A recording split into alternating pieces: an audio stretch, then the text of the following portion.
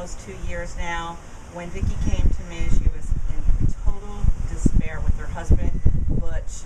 These are great, hardworking people. I'd love to hear your story.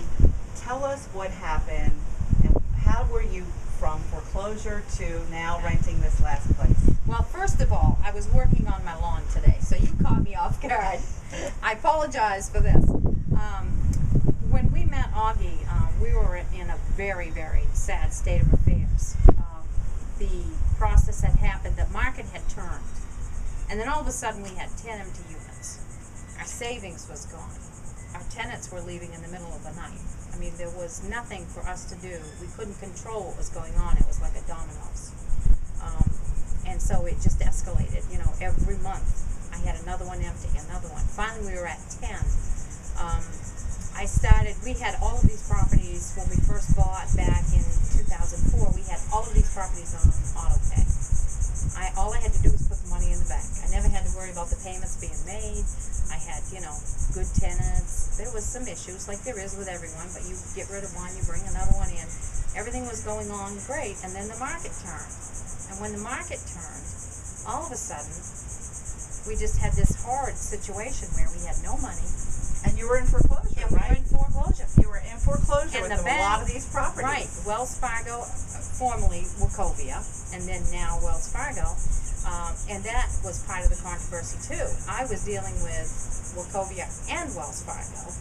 I had, as Augie and I both found out, there was like at least a dozen numbers that you could call to try to take care of one issue. It was the games that they were playing. But we got to the executive team, didn't we? Yeah. We got to the executive team, and they were an integral part. President Stumps knew who we were. Yeah. We were on a first-name basis, but we want to get to the point now. You got out of the foreclosures, We got out of the foreclosures. You had an attorney help you with that, right. And then who we came got from you, a referral from right, you. and then we got 6 more of your loans modified. How did that help you? Why did that help you? Well, what happened on our interest rates when we had bought back in 2004, 2005, we bought them at 6.375.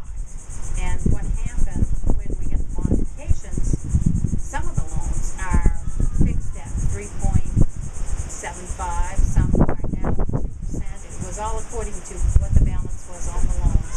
But the bottom line is our payments weren't quite cut in half, but let's say, I don't know what the equation would be, but if you went close, right? Yeah, close to if half. you went with full escrow, PITI loans, if you went from 1,100 and something down to 700 and something, you're talking 400. That's at least a third of the payment is gone. So it's given us a little leeway if we do have an empty unit. Now, we're not totally devastated. We don't have an 11 or $1,200 unit.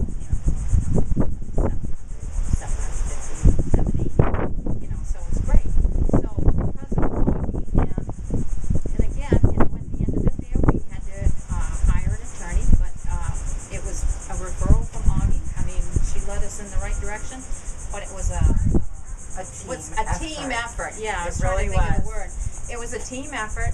I spent 2 years just going crazy trying to deal with them, and then I finally I got Augie. I said I don't know what to do here. So she was my angel. She was my angel. And out of that, we became good friends. Yes. Also. Yes. And now today, to wrap it up, we're here. This door is the door to the last unit, Which is now rented. which is rented. There are no vacancies. This is a story worth telling. This is a story worth knowing. Bruce and Vicki Johnson survived foreclosure, got modified, kept their properties. It's a good day at A&A Financial Recovery. Thank you, Vicki. Yeah, you're very welcome. I'm very delighted that I got to meet you. I'm covered in grass.